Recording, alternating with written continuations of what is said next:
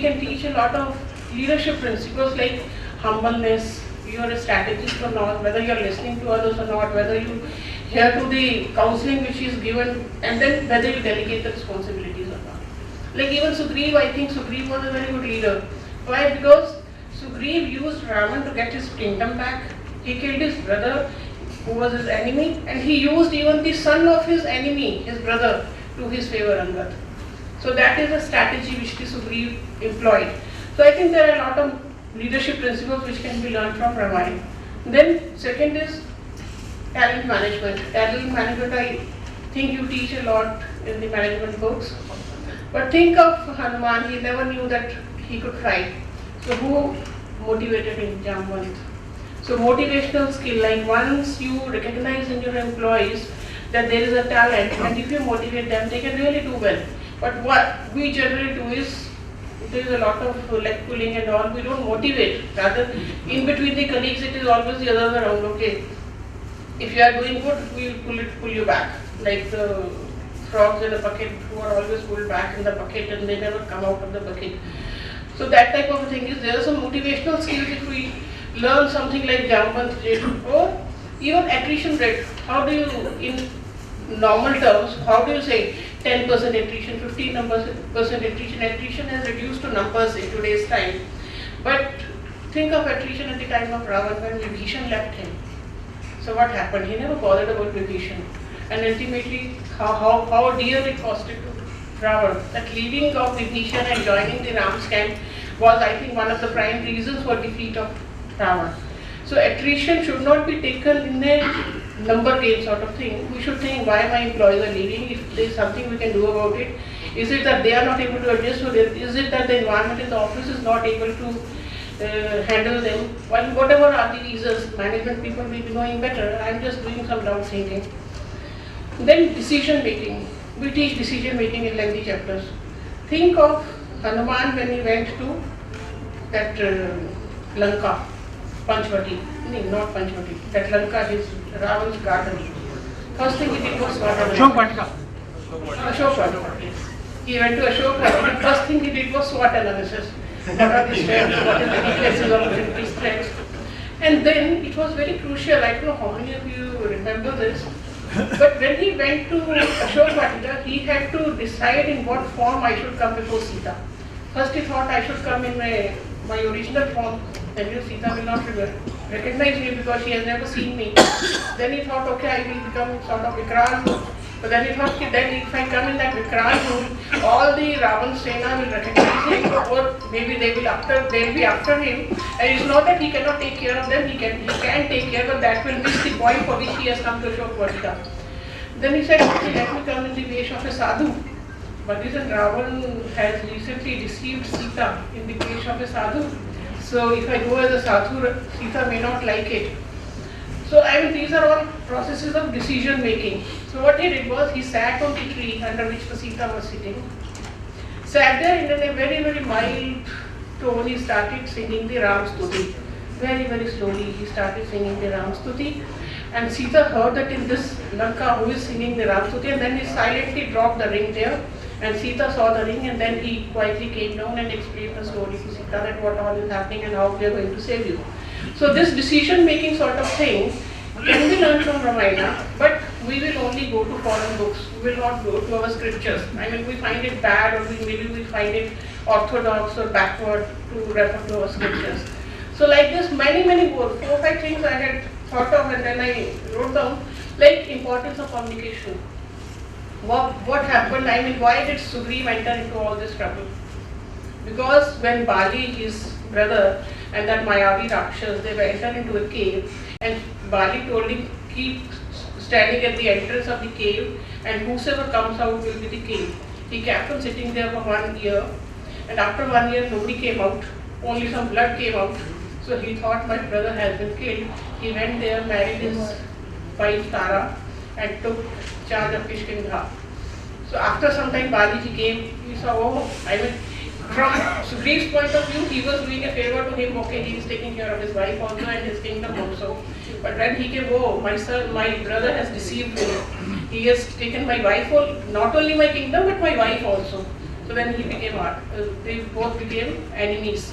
So the communication, the power of communication, miscommunication, why communication can be impactful, why communication can be harmful. I think you have full paper on communication skills. So, but there are many instances in our old scriptures also which can be used. Similarly, importance of brand. I don't know whether it is true or not, but they say that when they were making that Ram Setu on that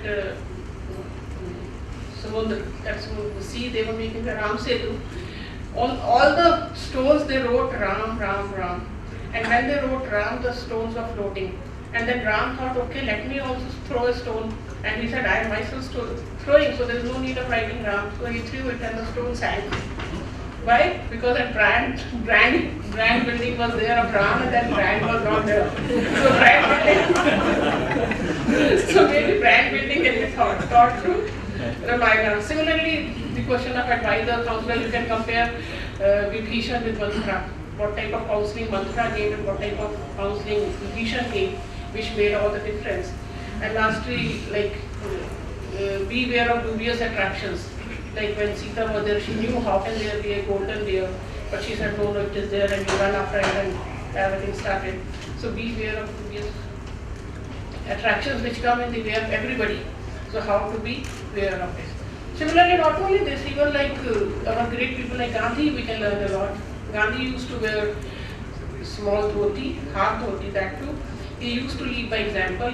Do you imagine if Gandhi was in three-piece suit like all of you, would have been that popular? So I think we can learn a lot from our great people, from our mythology, but we have to put it somewhere in our curriculum. And if we can do it, I think we will be doing a great service to the nation, to our country, to our history, to our past. Thank you, and all the best to the end.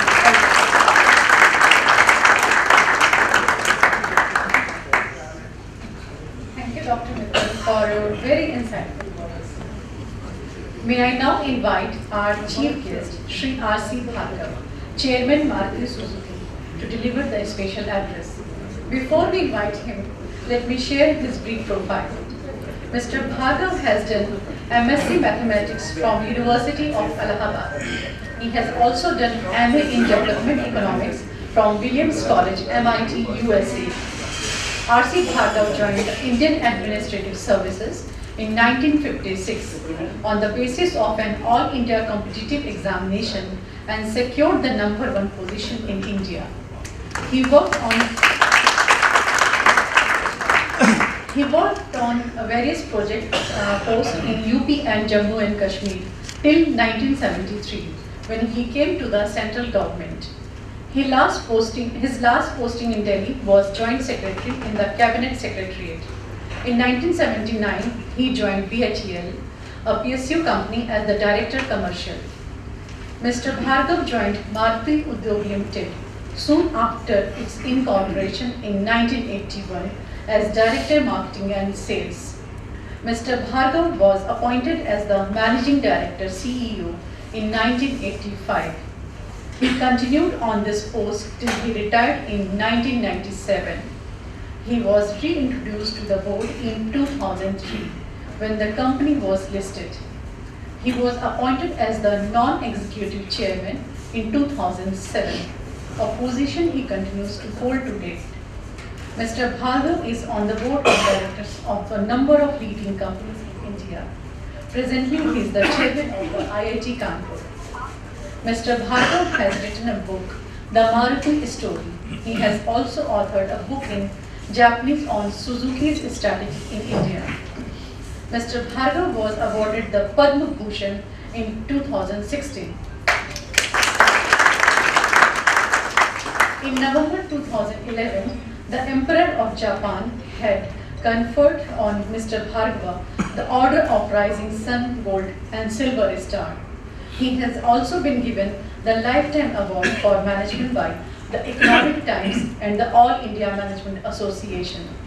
He has also received the Forbes India Leadership Award for Lifetime Achievement. Please welcome Mr. Bhargav.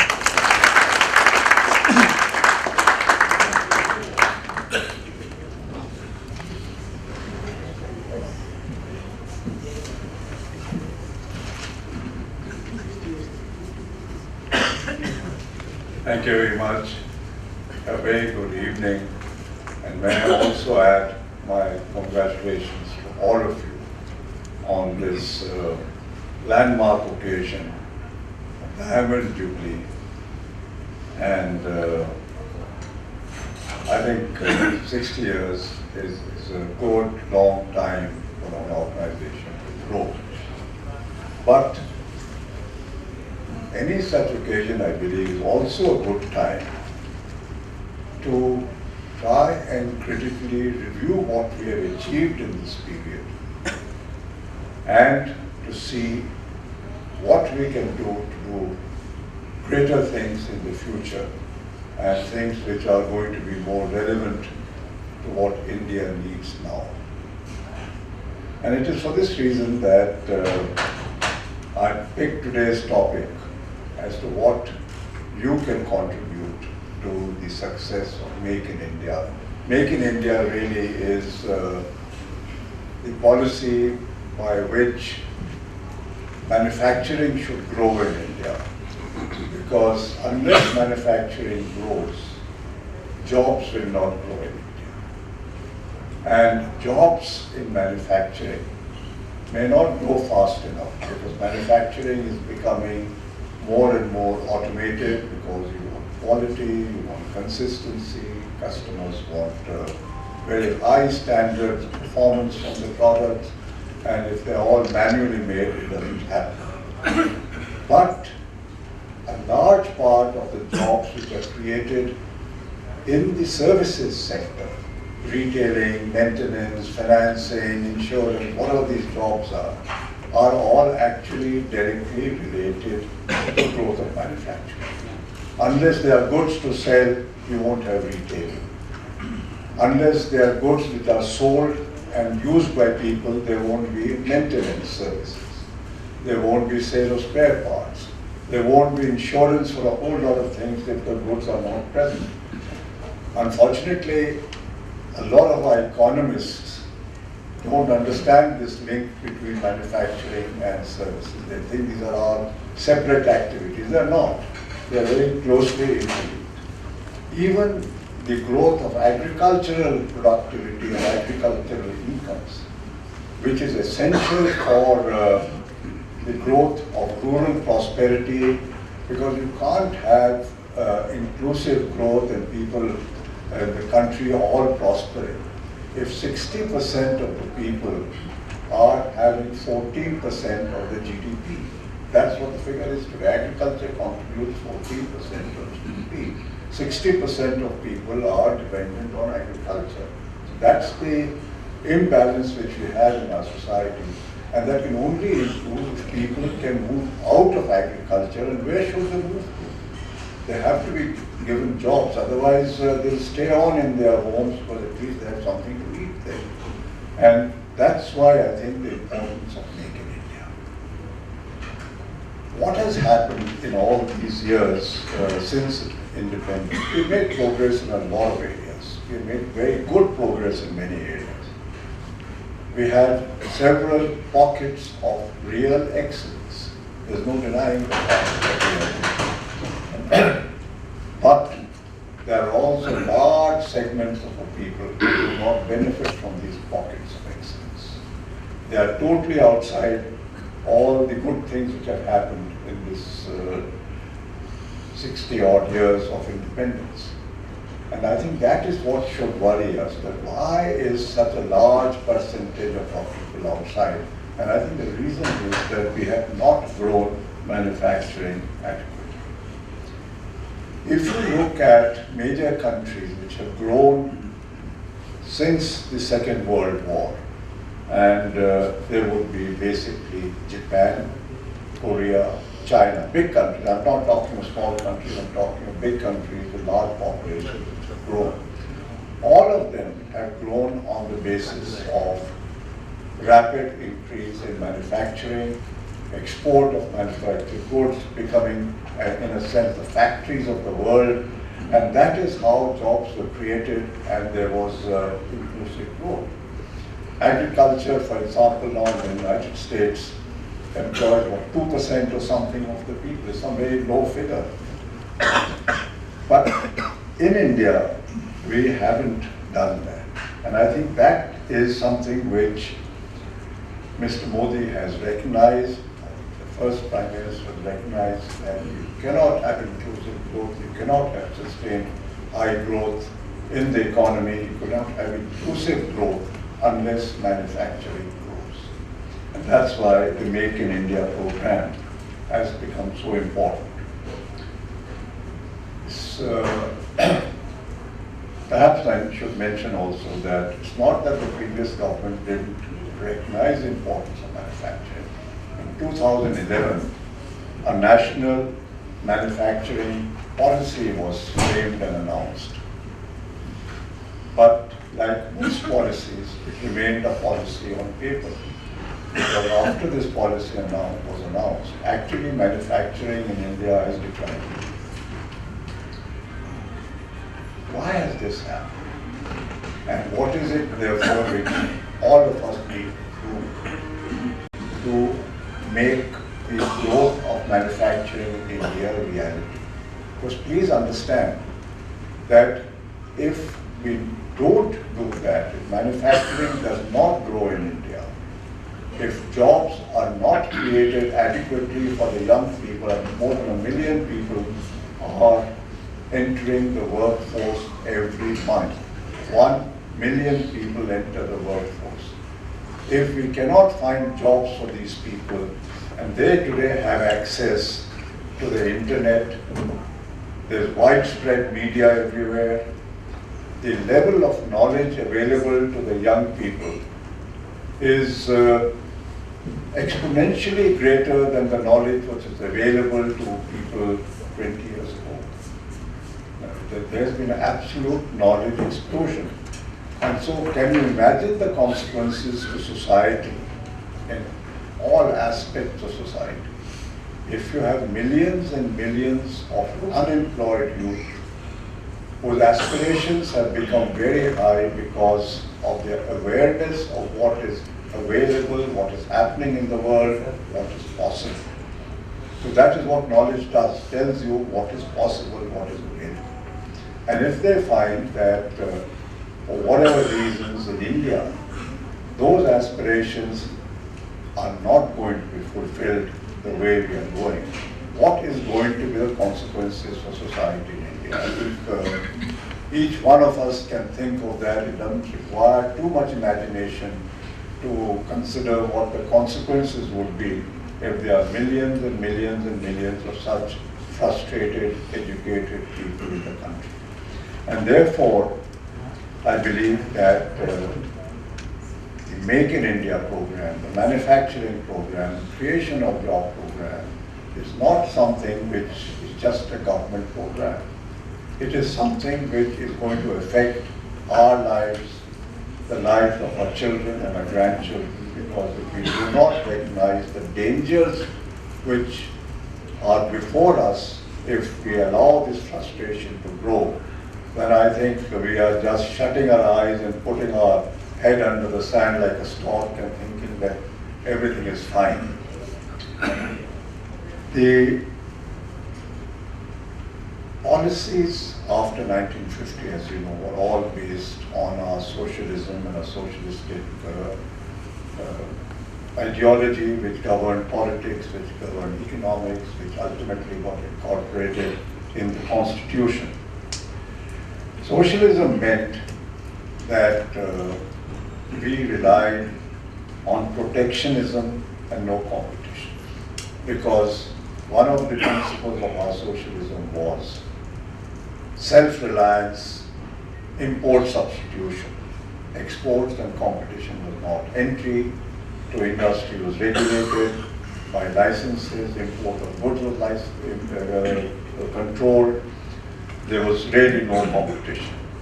Second was we relied largely on the public sector for achieving our economic and social objectives. The private sector was tolerated, but it was not something which was encouraged to grow. The result was the private sector growth was stunted, and entrepreneurial spirit, which I think in India is one of our strongest USPs, if I may say. Indians are tremendous entrepreneurs. You look at the way people, we talk of jugaad, but what is jugaad? Jugaad is a means of finding solutions which are not obvious to anybody, but in some way finding a solution. That entrepreneurial spirit has got blunted because all these regulations, controls, the bureaucracy sitting over everything didn't allow people to flourish and do what they wanted to do. There are examples where entrepreneurial spirit flourished. The best example, I think, is the IT sector. Government had no clue what IT was all about when it grew. When people like Narayan Murthy and others started their companies and started growing and exporting, nobody knew what was happening. At least nobody in the bureaucracy knew what was happening, because even the exports were taking place without people having to fill in all the bills of lading and get custom clearances and stamp that this good has been shipped, because the goods were not shipped in the way that people recognize shipping of goods. They all went through radio waves over there. There was nobody to stop it happening. And before we knew what had happened, the IT sector had grown to huge dimensions, and India's reputation in the world went up manyfold because of our success and the capabilities of our entrepreneurs in the IT sector. It was nowhere else. The growth which we achieved in those days was actually based largely on the IT sector and the related services, including the call centers, which again had nothing to do with them. So it's not that we lacked